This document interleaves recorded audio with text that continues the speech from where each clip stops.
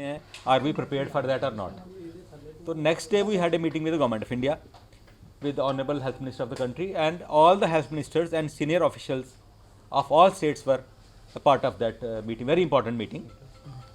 Even ICMR भी वहाँ थी और all the stakeholders जो वैक्सीन बनाते हैं वो लोग भी वहाँ थे, stakeholders were there. तो to start with some मैं कुछ डेटा दूंगा कि कोविड का जो कहते हैं एक वेरिएंट है, ओमिक्रॉन का एक वेरिएंट है JN1, उसके कुछ केसेस वर्ल्ड में रिसर्च हुए हैं. तो पहला केस केरला में आया. एज यूजुअल पहला आपको याद होगा कोविड भी साउथ इंडिया से स्टार्ट हुआ था, because probably they travel more from Gulf and other places. And till day before yesterday the data showed that there were about 3000 cases of Omicron, a variant of COVID-19, JN1. My other experts will rather throw more light on this. If I am wrong, they will rectify me. In the country. And most of them, 95% were restricted to the south part of the country. Kerala में थे about 2000 cases, Karnataka में कोई 800, महाराष्ट्र में 40-50, बाकी rest of the countries में. But जैसा ये सोचा गया कि ऐसा नहीं होता कि बड़ी जल्दी ग्रो करेंगे, because festival season coming, new year आ रहा है, लोग ट्रैवल करते हैं, तो बड़ी जल्दी क्रिस क्रॉस होकर पूरी कंट्री में ये फैल जाता है. तो उसी पोजीशन को लेके it was decided why we should be, are we prepared for it or not, or how this variant is going to behave for future. तो so far जो डेटा हमें मिला है उसके बारे में शेयर करूँगा कि so far 3000 केसेस में about 3000 केसेस में से 92% केसेस ऐसे which were managed at home care, isolation. That means this variant is probably very mild one, it is not a very severe one.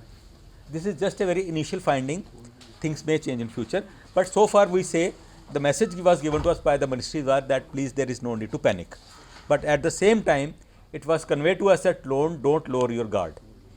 और ओनली 15 से 18 patients थे जिनको oxygen की ज़रूरत पड़ी. 3% पेशेंट थे जो आईसीयू में गए. उनको एनालाइज किया गया, कहते जो आईसीयू में गए जिनको ऑक्सीजन की ज़रूरत पड़ी मोस्टली वो पेशेंट थे जिनको कोमॉर्बिडिटी थी. That means those were already suffering from some other severe disease.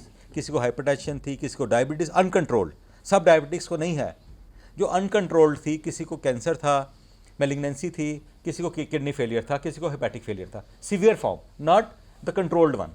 सो एक पैनिक ये भी खत्म होना चाहिए कि जिन सबको डायबिटीज़ है क्या सब वो ससेप्टेबल है, ऐसा नहीं है.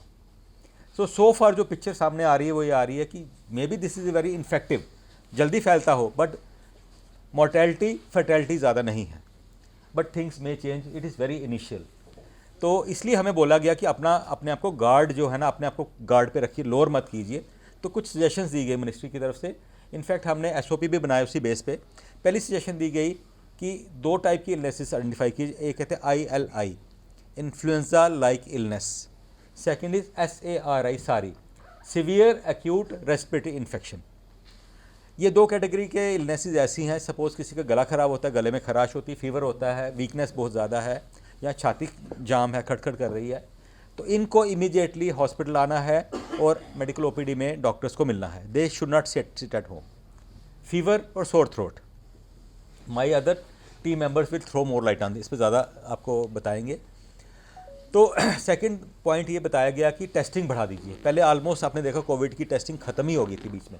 इवन मैं अपने सेंटर में पता किया कि हम रूटीन में नहीं कर रहे थे, किसी किसी का कर रहे थे. तो this has totally change. Now we are now increasing a testing.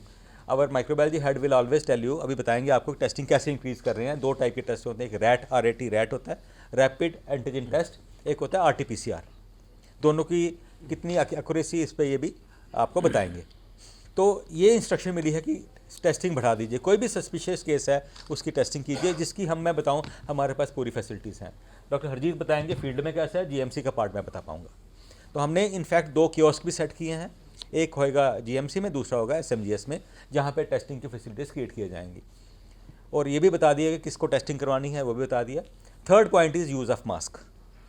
Again I strongly आप लोगों से रिक्वेस्ट करता हूँ, आप मीडिया के थ्रू पब्लिक को बताएं, जो क्राउडेड प्लेसेस पे जा रहा है, पब्लिक प्लेसेस पे जा रहा है, उसको मास्क ज़रूर पहने, चाहे बच्चा हो बूढ़ा हो. डिफ्रेंशिएट मत कीजिए कि बुज़ुर्ग है उसी को पहनना है.